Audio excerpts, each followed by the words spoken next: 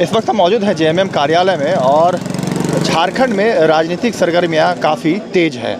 हम ऐसा इसलिए कह रहे हैं क्योंकि लगातार जो है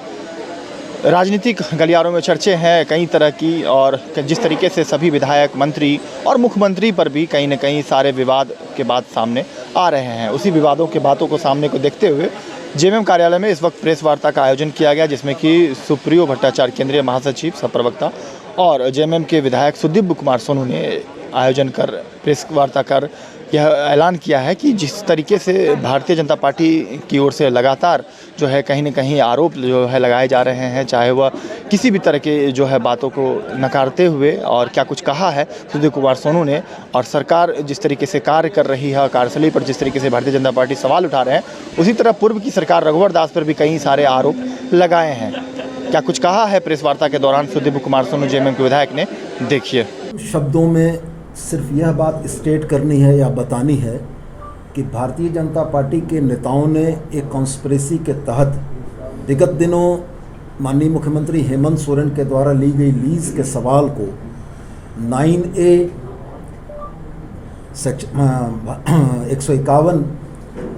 पीपल्स रिप्रेजेंटेटिव एक्ट 1951 की सेक्शन 9A के तहत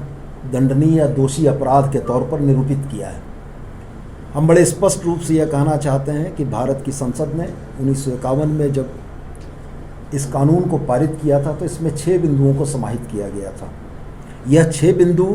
यदि आप चाहें तो मैं पढ़कर सुना दूं, और मुझको लगता है कि यह विषय इतना सब लोगों के बीच में आ चुका है कि शायद आप भी अवगत होंगे। इस बीच इस तरीके के और मामले 1964 से लेकर 2006 तक लगातार विभिन्न न्यायालयों में समीक्षा के लिए जाते रहे। उन न्यायालयों में इन विषयों की समीक्षा में स्पष्ट रूप से ऑनरेबल सुप्रीम कोर्ट ने अपहेल्ड किया है कि सेक्शन 9A का मामला किसी भी कॉन्ट्रैक्ट को टच नहीं करता है, लीज को टच नहीं करता है। यह मामला विशुद्ध रूप से सरकार से कोई कॉन्ट्रैक्ट लेने, सरकार को किसी गुड्स की सप्लाई का, या तो सड़कें बनाने का, या बांध बनाने का, या सिंचाई परियोजना का, या किसी बिल्डिंग को बनाने के मामले को ही इस कॉन्ट्रैक्ट की श्रेणी में माना गया है। मेरे पास इसके रेफरेंस हैं, आप चाहें तो मैं इसको भी दे देता हूं। 1964 में सुप्रीम कोर्ट ने एक फैसले में कहा था कि खनन पट्टा कोई व्यवसाय नहीं है, न ही माल आपूर्ति का कोई कॉन्ट्रैक्ट है। सेक्शन 9A में यह कहा गया कि एक व्यक्ति को तब अयोग्य घोषित किया जाएगा जब उन्होंने किसी के साथ कॉन्ट्रैक्ट साइन किया है या सप्लाई ऑफ गुड्स के लिए सरकार के साथ व्यापार किया हो। आज इस देश में संवैधानिक संस्थाओं की जो दशा है,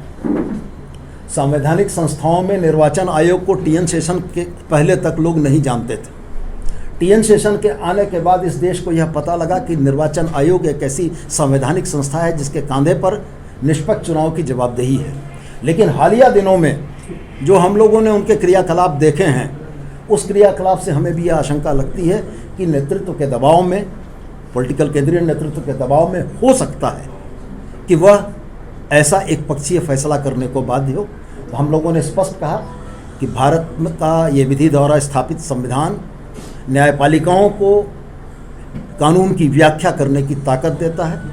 और हम बिल्कुल इस बात के हामी हैं कि अगर ऐसा कुछ होता है तो हम सक्षम न्यायालय में कानून की व्याख्या के लिए जाएंगे। न्यूज अपडेट के लिए आप हमारे चैनल को सब्सक्राइब करें। आप हमें फेसबुक और इंस्टाग्राम पर भी फॉलो कर सकते हैं। बने रहे लगातार .in के साथ।